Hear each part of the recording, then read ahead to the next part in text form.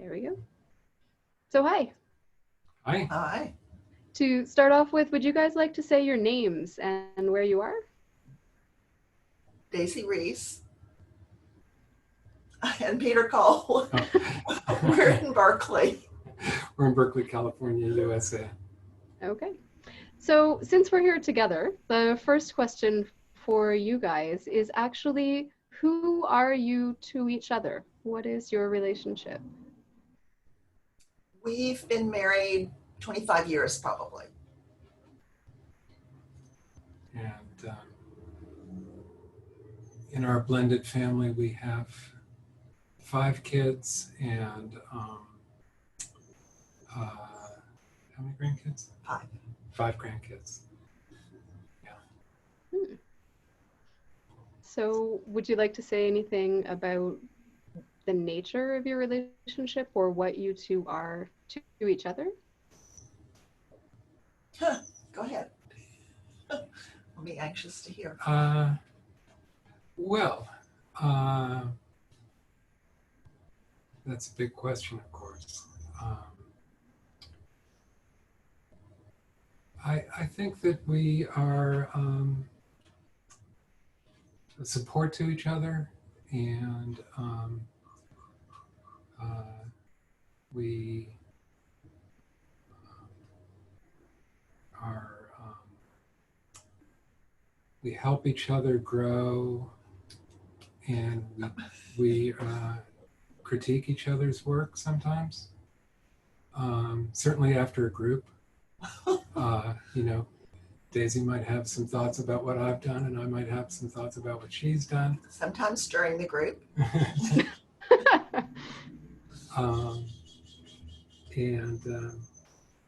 Yeah, we're just a lot to each other, and especially highlighted now because it's just the two of us in lockdown during the COVID period. Oh, so, wow. Yeah. I mean, we see others, we see our kids a little bit, and other people, but basically it's just the two of us. So it's we're a whole lot to each other. Yeah, I would say we're very deeply connected, and you know, there's a wonderful part to that, and there's also a very not so wonderful part. But I think we're able to.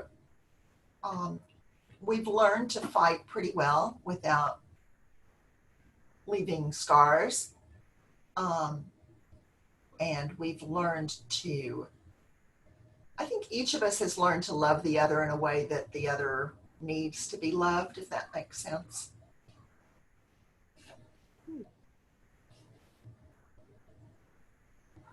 Okay. Yeah. So you guys are a working team and a married couple. True. Yes. Okay. Because I mean, sometimes I've had students, you know, they say, "Oh yeah, Miriam and Irv Polster, the brother and sister team." I'm like, no, that's not what that is. Right. Because in Mexico, you don't take the last name of your spouse. Oh, so really? Sometimes seeing people's names together, you know, on a book cover or on a workshop doesn't really help us understand who you are to each other. Oh, that's very interesting. Yeah, very interesting. Yeah. Okay. So the next question is more individual, which is, who are you as a person or as a human being? And I mean, you can take that as your qualities, your interests, your passions, your values, just however you would present yourself now. Why don't you go first? Well, that's a very broad question.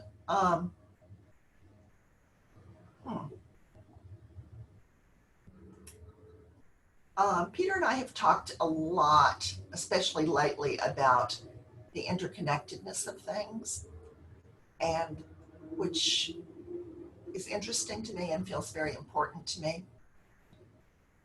I've done a fair amount of work with Jungian people, and so the idea of the collective unconscious really speaks to me. And I think especially right now with all the stuff happening in the world, so it's important to me to recognize that I and we are part of a greater whole. And I don't think either one of us is a traditionally political person. You know, we don't tend to demonstrate or sign a lot of petitions or stuff like that. Our way of working in the world is trying to build community and help people feel connected. I guess we are all connected, but help people become more and more aware of that and give them a better sense of how to do that. Because I think some people have no idea. So I think that's maybe the main focus of our work and of my interest for sure. I'm interested in stories and myths and legends and poetry. And I try to bring that into my work. I'm interested in children. And yeah, try to help clients tap into their own child, their own internal child, and let that part of themselves come more alive. So that's maybe all I have to say. That's it. Pretty good. It's a good summary. Pretty good summary. What about you, Peter? Who are you? Well, who am I? I am Jewish. I'm a musician. I am a Gestalt therapist. I'm a dad. I'm a therapist in general, group therapist. I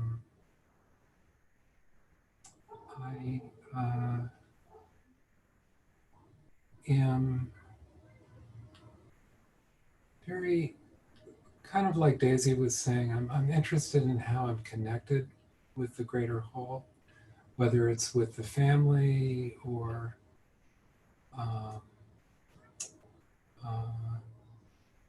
being part of a Jewish community. I feel less and less connected with being American or from the US just because of this increasing fascism that's creeping into our society, and feeling very, very alienated from that. So I'm an alienated person. And I'm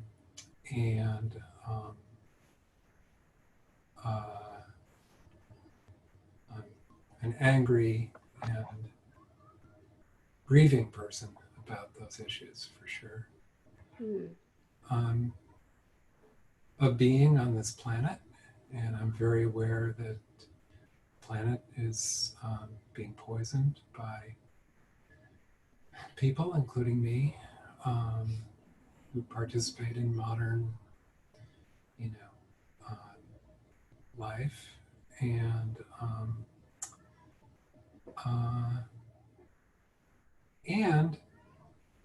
I like to keep this in mind, especially when everything is looking very bleak, that I'm a child of the universe. I'm part of the big, big, big picture. Not a major part, but a part that happens to be important to me. Okay. So I like to keep that in mind, even when I'm feeling very bleak about the state of the planet or the state of my country, that I am part of a big, big, big, big picture, the universal picture. Okay. And a little bit of how you guys came to be who you are. I would like to know if anything comes to mind as an event or a set of circumstances that you feel has really influenced who you've become. Can we talk about that? Do you want to talk about as a therapist or More as a person, but if it's necessarily about therapy, that's also okay. Okay. Okay. I mean, Um, some people, say birth, their parents, those kinds of things. I'm just wondering, what is it about? It's sort of the field theory kind of question. right, right. But yeah, that's an interesting way to look at it. Okay. Say the question again, Heather. Yeah, is there an event or a set of circumstances that you feel has really influenced or impacted who you are? Okay. Okay. Well, I came from, hard to think of the word, a kind of sterile field. My family was quite loving and quite, quote, good, unquote. Um, and very much people of the 50s, of their time. Um, and very, oh, very suspicious of anything approaching soulfulness. I mean, I don't think they even knew that word, but they were very suspicious anyway. Um, and, well, several things, I guess. When I was in my 20s, I moved to New York for a job. And I grew up in Texas. I moved to New York, which was quite incredible for me. And I would say that was my sort of psychological birth. Mm. It was the height of the women's movement. There was just a lot going on. And I started to think about, who I was and what did it mean to be a person? What did it mean to be a woman in a very different way? Then I came back and went to graduate school, and that shaped me quite a bit too. And then I found the Sufi world. And I remember the first time I went to a dance meeting, and it was really big. There were probably 100 people dancing in this big hall. And I just started to cry and cry because the feeling was I knew this kind of thing and this kind of people were here, and here's proof. Hmm. So yeah, it was a great, great relief. And I think my life is kind of built from there. Hmm. Okay. Okay, your turn. Okay, events that have shaped me. Well, coming from a German Jewish background, certainly the background of the Holocaust is something that's very present in me and has been since, as a little kid. And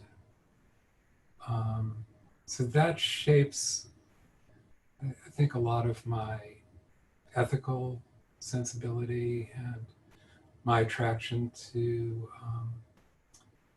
Gestalt, Martin Buber, and that kind of intersubjective approach that's very meaningful to me. Hmm. Another big shaper was when I was a teenager, I went to Woodstock, and I had my first hallucinogenic experience there. And that really opened my eyes to a whole other, it opened a door of perception, which has been really important for me. Not that I've taken a lot of hallucinogens over the years, but just opening those doors and looking at reality differently than I had before was very important to me, and it gave me a kind of non-religious but mystical awareness that has been with me ever since, and has really shaped the way I think about things, and certainly led me to having a less traditional kind of career. Um, you know, being a Gestalt therapist is not the most traditional thing I could have become in my life. And but I wanted something that would really reflect how I felt about life. And I get to really have that, being a Gestalt therapist. So those are, I guess, two seminal kind of events that have shaped me. I'm curious at what point your paths crossed. How did you guys connect? Well, we were both working at a hospital. I was working inpatient with mentally ill folks, and Daisy had a fancier job working with faculty, and so I was doing therapy with the mentally ill, and Daisy was working with the academic people, and we got to know each other there, and then we got to know each other sort of in the hallways of our private practice office, which we just sort of landed there together. So, do you want to say more about that? Yeah, I was a single mother at that point, and I was sort of trying to find my way in the world, I guess. And Peter and I talked a lot in the waiting room, just kind of casually. And one day he said to me, I'm really wanting to start a Gestalt group. Would you be interested in that? And I thought, wow, okay, this is what an exciting idea. So we did, and still happening today, 25 years later. Mm-hmm. Yeah. Okay. Huh. Was that also your way of asking her out, or did that happen later? Or No, it really wasn't. okay. That came. It took him a long time to do that. Okay, I won't pry. I'm just curious. So another question, taking the focus off of you two and onto other people, is if either one of you or both of you identify someone else, another human being in your lives, who has been a big influence or had an impact on who you are or how you are.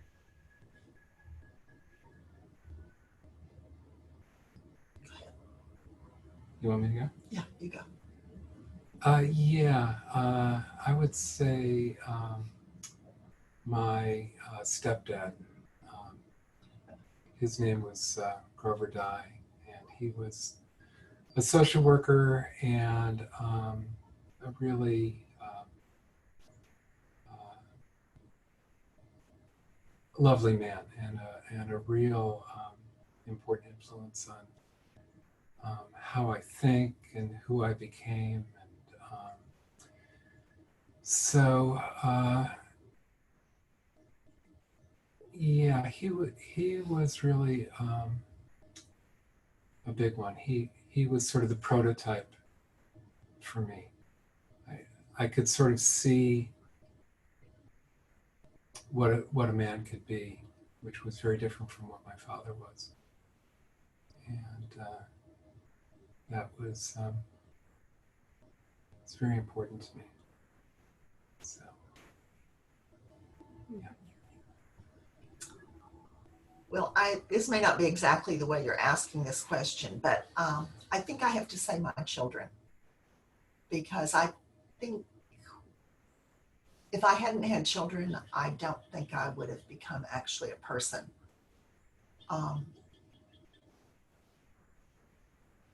Yeah, I'm not sure how else to say that, but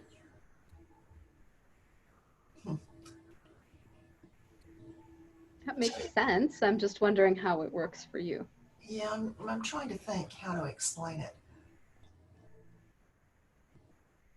I think it was very important to me from the time my first one was born. I don't think I knew this consciously, but I think it was very important to me to shape myself into someone that they could lean on, that they could trust in, that would feel like a good parent to them.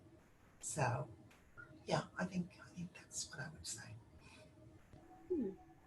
Okay.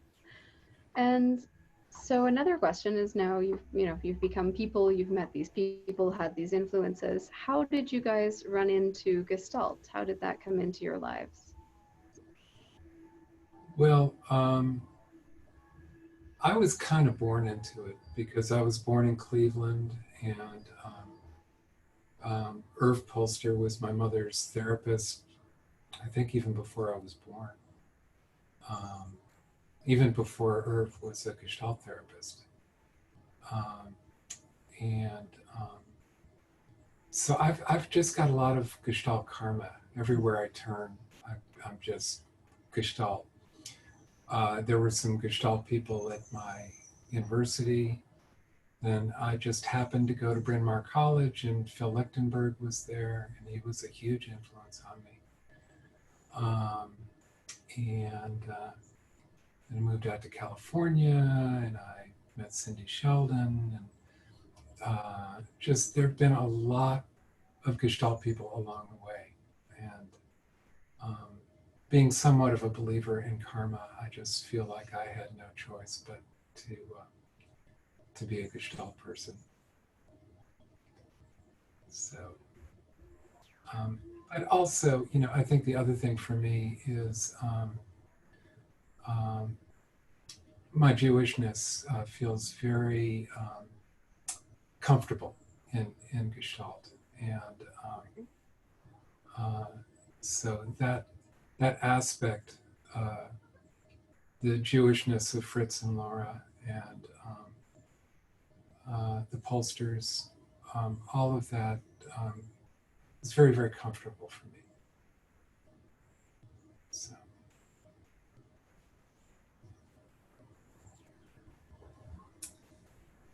Well, I was in social work school actually and studying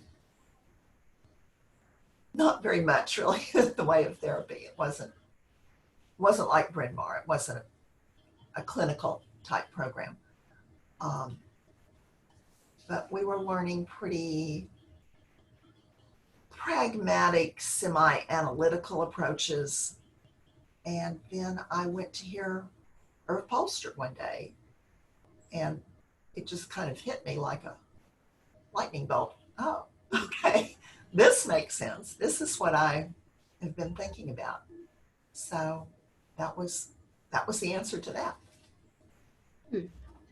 And I'm kind of curious what that lightning bolt moment was. Like, what is it about Gestalt in particular that attracts you or holds you there, or that fascinates you in some way, or that resonates with you, I guess is another way of saying it? I think the immediacy of it, the relational emphasis, um, the history, actually, to some extent. It's nice to feel part of a lineage. Mm-hmm. Um, and every time I go to an AAGT conference, I realize, I complain a lot about Gestalt. Let me say up front, I complain a lot.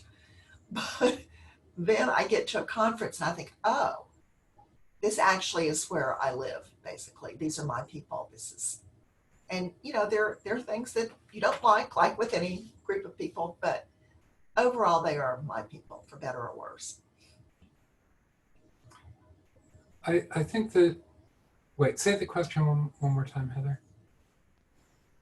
It was about what is it in Gestalt that most attracts you or resonates with you? Well, early on, I did a couple of years with the Gestalt Therapy Institute of Los Angeles, and Daisy did too. And they were teaching theory, and it was so wonderful to me the way the different parts of the theory just fit so beautifully with each other. It felt like this kind of amazing mandala, where one thing leads inevitably to the other. I really liked the way the theory fit together, and um, it fits with the way I think about life. In that looking at the interconnectedness of things and the intersection of thought and feeling, the emphasis on I and thou. All of those elements were very appealing to me. I've since come to call our philosophy and Gestalt therapy part of the perennial philosophy. And that's a term from Huxley, Aldous Huxley, who talks about sort of the underlying philosophical pillars that hold together a kind of holistic, soulful approach to living. And I find those elements present in Daisy's, as she mentioned earlier, she's a Sufi, and I find that those elements there in her Sufism. I find those elements in Judaism. I find them in Buddhism.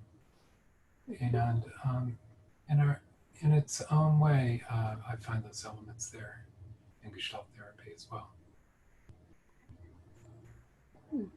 So I'm also curious what your thing is within Gestalt. I mean, this is what you found there, but what have you developed or brought to it yourselves with your work, your practice?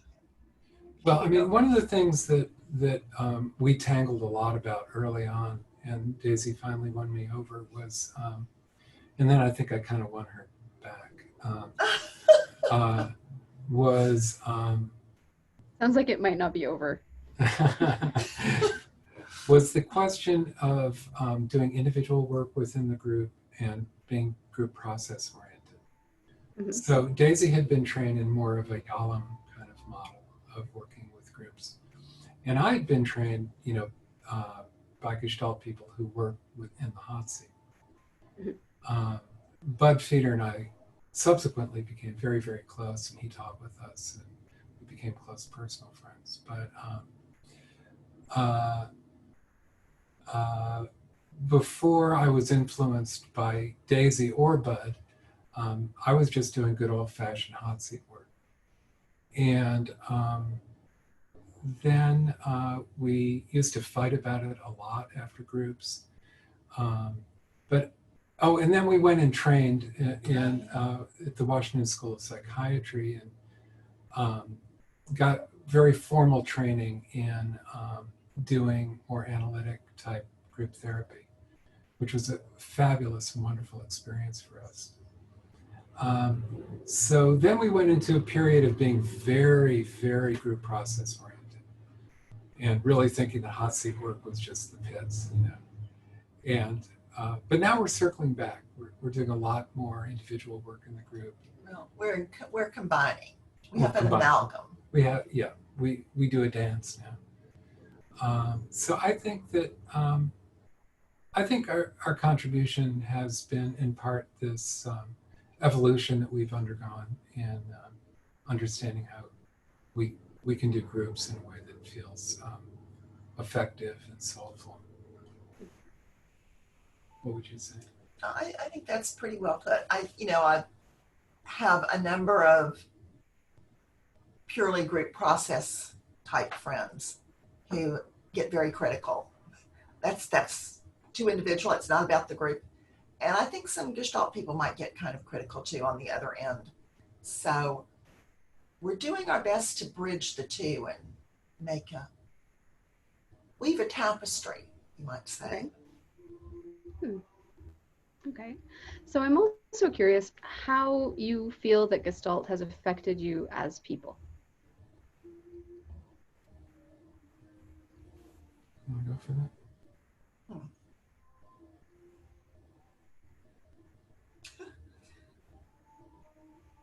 I think it's made me a lot more willing to be out there, to let myself be seen, not just in the therapy office, but in general, in life in general.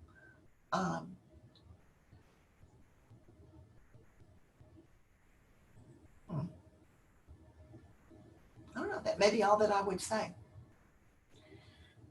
I think that for me, well, actually, I think that what Daisy said is true for me as well. I'm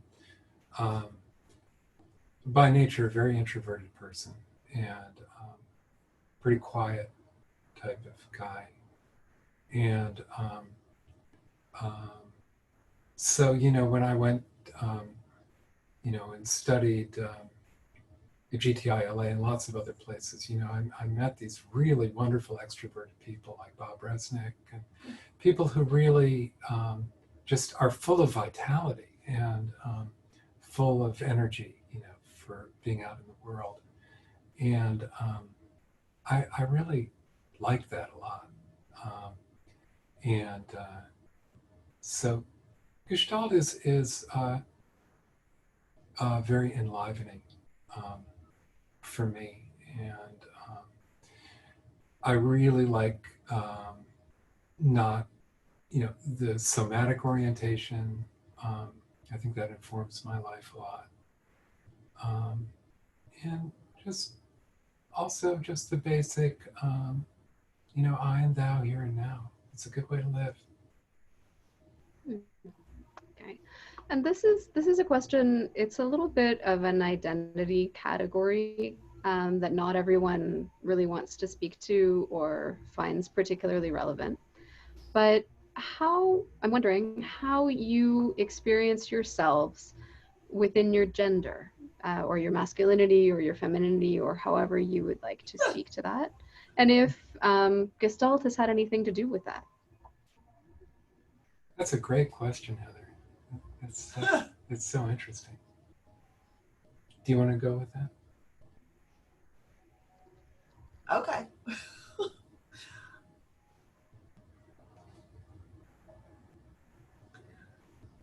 Well, I came of age sort of during the women's movement when everybody was burning their bras and men were the devil, so to speak.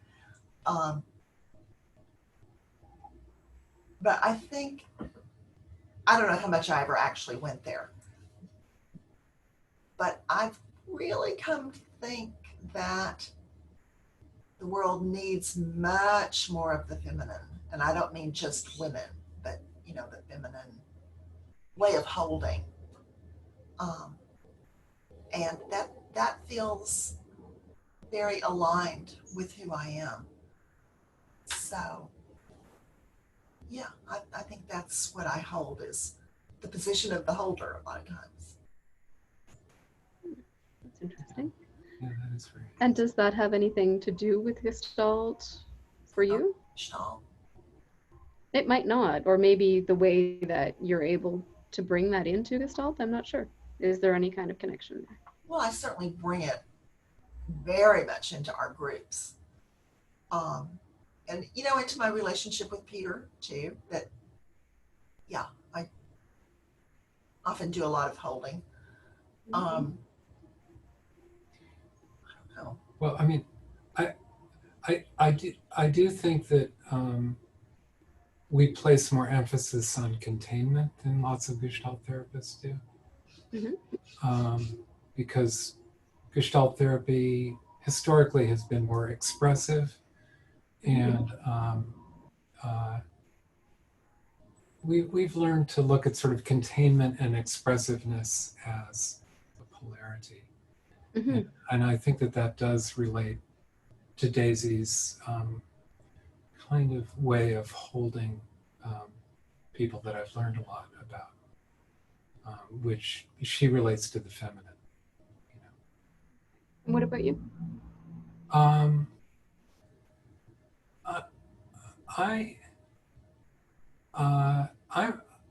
feel like I'm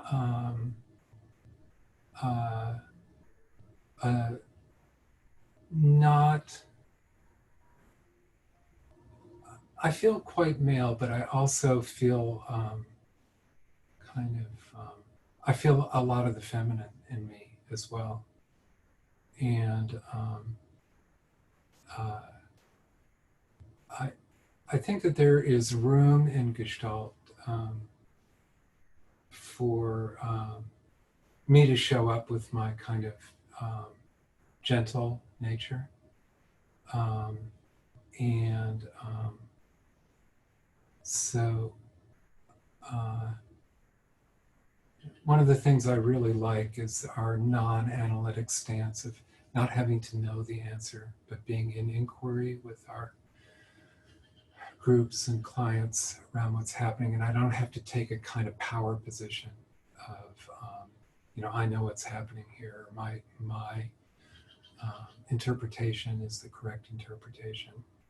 And to me, that kind of Freudian sense of masculinity, of knowing the answers, needing to uphold your authority always in the relationship,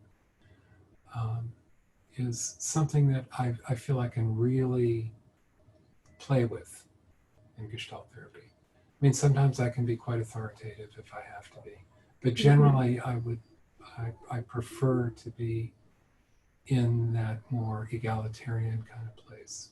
And to me, that, I don't know if it exactly relates to masculinity and femininity, but it feels like a more integrated kind of place to be. That sounds interesting. I'm also wondering. Let me just say one other thing. Go ahead.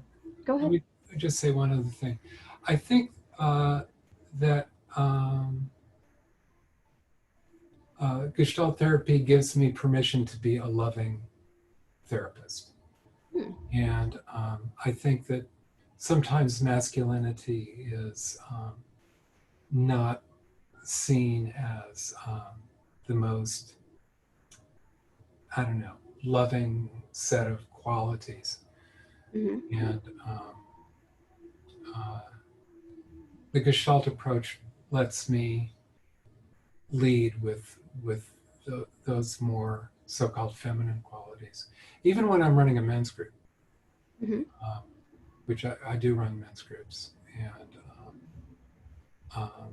and I like really showing the guys in my men's group a way to be comfortable in your masculinity without being stereotypical about it. It's interesting when I hear you say that, I get two words that you've said that come together, because you talked about ethical before, and now I'm hearing ethical and loving.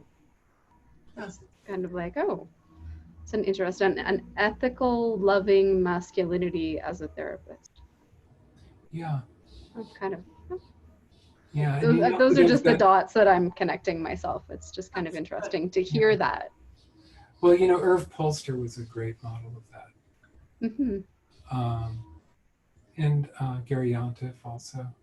There have been some wonderful and a not so famous Gestalt therapist that I worked with in Northern California. Jim Doak was another example of that. So I have had quite a few mentors who have demonstrated that way of being.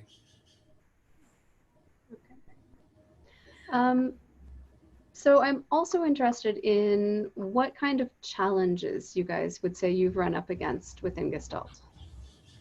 Within ourselves? With yourselves in Gestalt, yourselves versus Gestalt, or with any of your proposals, just kind of what stands out to you as a challenge that you've had to move through, or not. Go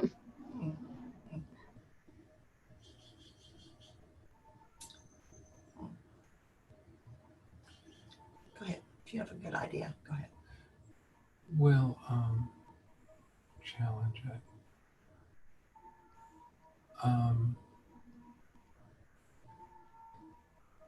Well,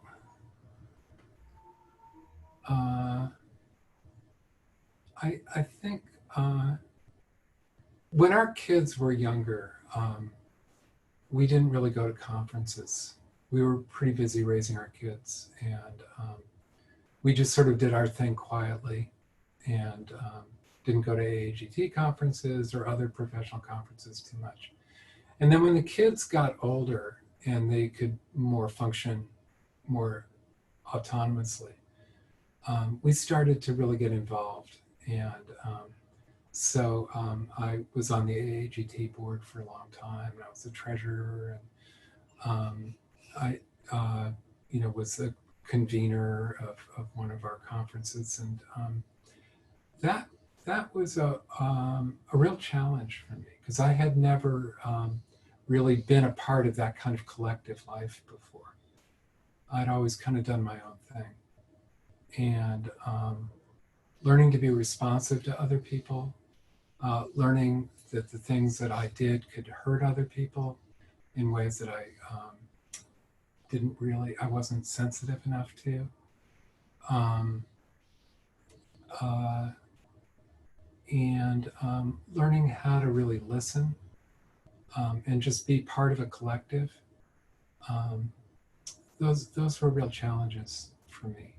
I think I learned a lot being on the AAGT board. I was on there for like 10 or 12 years, and it was a very transformative experience for me. Yeah, I'm doing a lot of that kind of learning myself lately. Yes, I know you're very active. Yeah. It's a challenge. It is. Yeah. What about you, Daisy?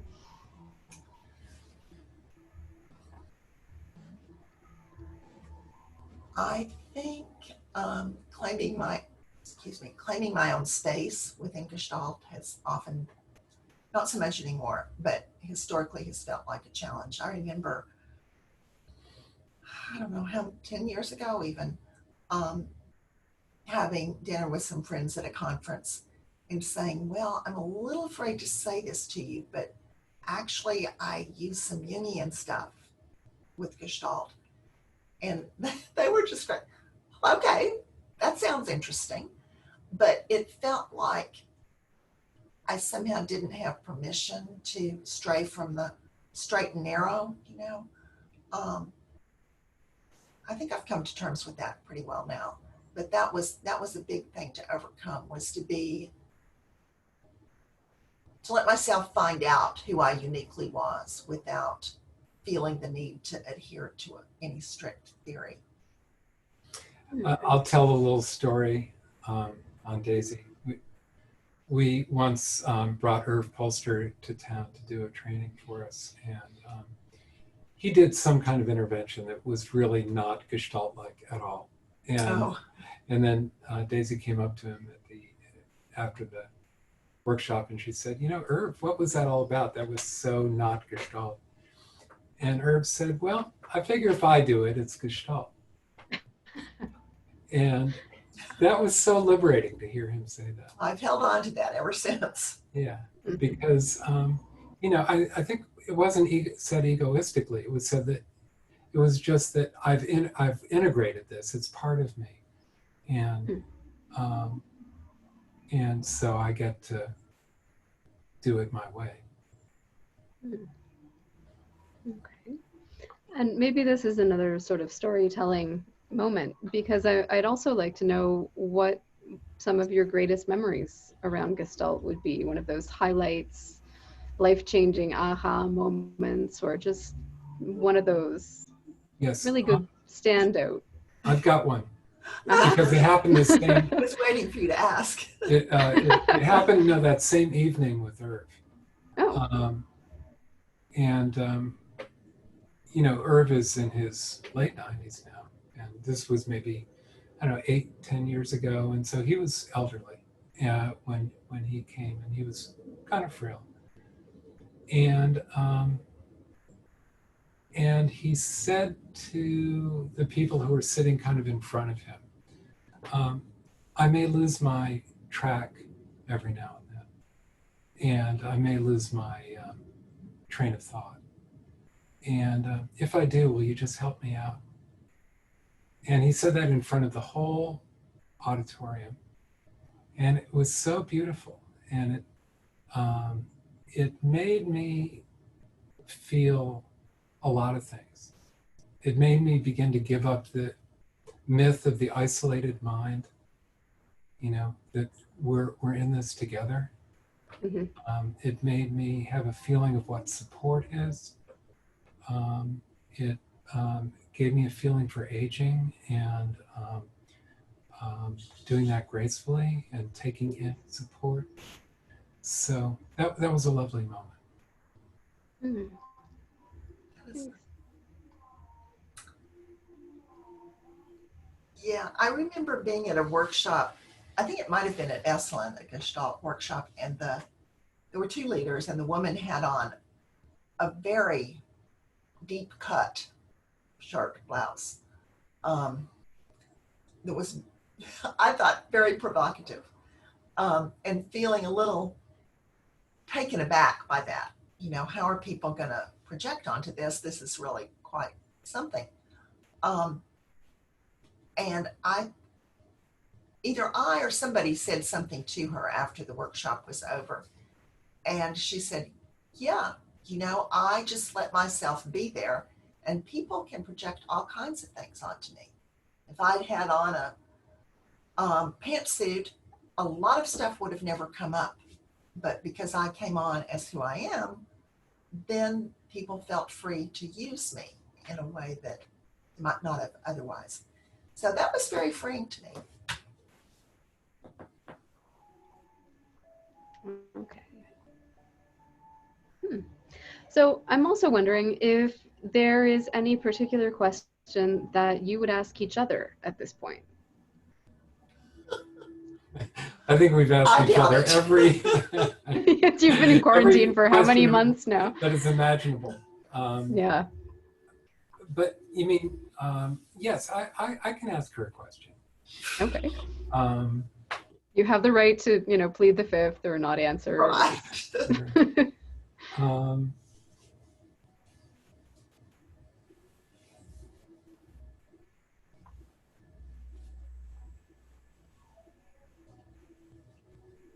You don't have to.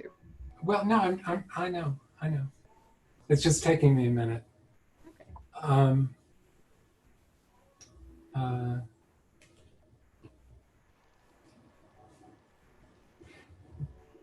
Do you feel that there is room and acceptance for your spirituality within within Gestalt? That's a very good question. Marginally, I would say marginally. Yeah, I have at times said to a group of Gestalt people, well, you know, I know that Gestalt people tend to be atheistic, and people always say, oh no, not at all, blah blah blah. But that's still kind of my feeling about Gestalt people, that they don't. What feels very important to me, they are not comfortable with. Let's put it that way.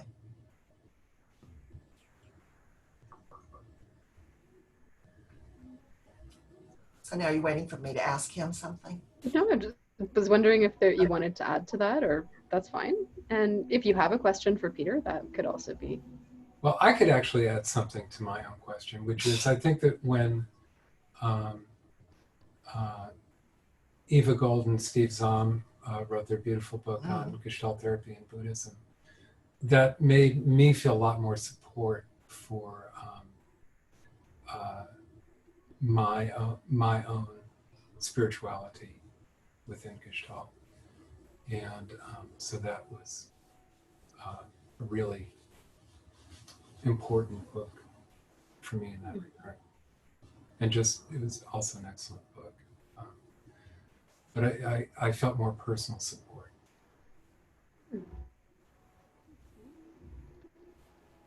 Did a question come to mind for you?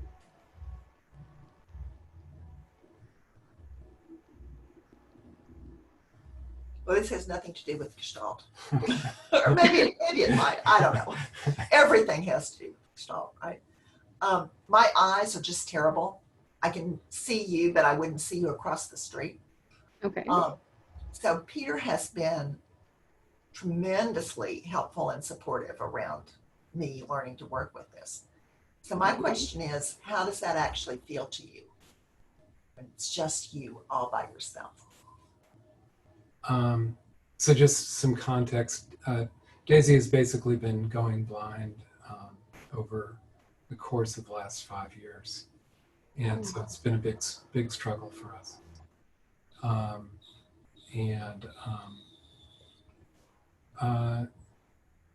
you know, in a way, Gestalt really is a support for that, because it's helped me understand the whole notion of support. It's helped me to understand accepting what is, and you know, being with it, and uh, not getting into self-pity or that kind of approach. I mean, I think that we both have taken a lot of personal responsibility for it, for your journey into, you know, being visually impaired. And I think that, yeah, I think that Gestalt really does support that. Okay, that's an interesting thought. Yeah. Okay. Thank you for sharing that. And I guess the last thing that I really have to ask is what's next? You know, where would you guys like to go, or where do you think Gestalt needs to go? Hmm.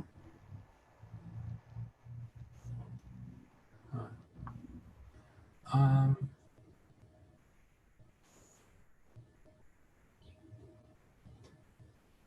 I I don't know where Gestalt needs to go. I think it just needs to go with the people who are practicing it, and whatever ideas feel important to them is good with me. I've never been one to be particularly purist about Gestalt. And a lot of Gestalt, you know, theoreticians are very interested in what Gestalt is and what it isn't. And I don't really care. That doesn't interest me all that much. I care about what feels right and what works. And what's next for me is just a deepening of the work. I don't want to change the structure of my work. I absolutely love what I do, and have no desire to change that. But I want to keep deepening and understanding more about. I've gotten very interested in trauma and working with trauma, and I want to learn more about that, and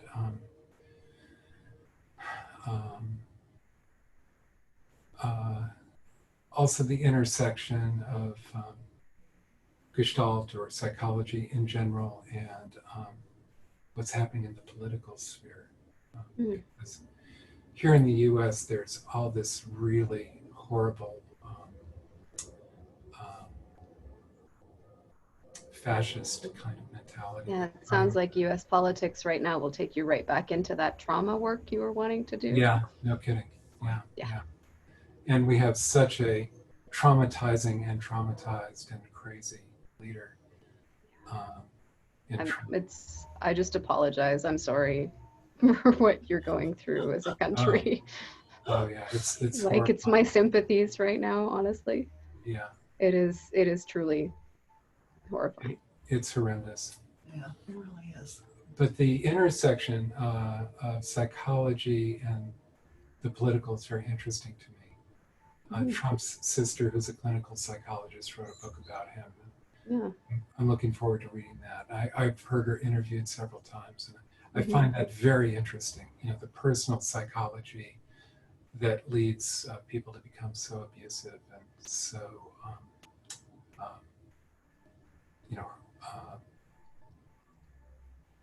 just awful. So I'm interested in that quite a bit. What about you, Daisy? What's next, or where should we be going? Where should we be going? Well, I'm in the process of putting together a class or workshop, The Feminine Perspective, honoring the sacred in everyday life. And I would like to see more of that in Gestalt, actually. Hmm. I mean, directly. I remember someone, I can't remember who, did sort of a workshop on feminine spirituality at one of the conferences. And she was so nervous getting ready to do that, and really was afraid that, first of all, no one would come. And if they did come, they just bombast her. But she was amazed that she was actually very well received. So I'm optimistic that'll be the same with this. Hmm. Yeah, that's mine. That sounds exciting. Yeah. Is there Yeah. anything else that you'd like to add? I'm mindful of your time and probably your clients' upcoming time, I guess. But is there anything you'd like to add at this point? I've really been enjoying this time with you guys. Oh, yeah. It's been very educational for us. I mean, it's such interesting questions. Very different than what I was anticipating. Much more personal and thought-provoking. I really appreciate that. So I just want to express my appreciation to you. I think this was very interesting and a much richer experience than I was anticipating. Oh, well, I'm glad you underestimated it. Thank you. Thank you. I do appreciate that, though. I wouldn't say I underestimated. I just didn't know the kind of direction that you were taking. And, and it was thought-provoking for me. I'm glad to hear that. I appreciate it. It's a fascinating project you're putting together. I'll be interested to read some of the interviews. Well, you're more than welcome. So thank you, guys. If that's good for you, we will end it here. Okay. Terrific. Thanks, Heather. Thank you.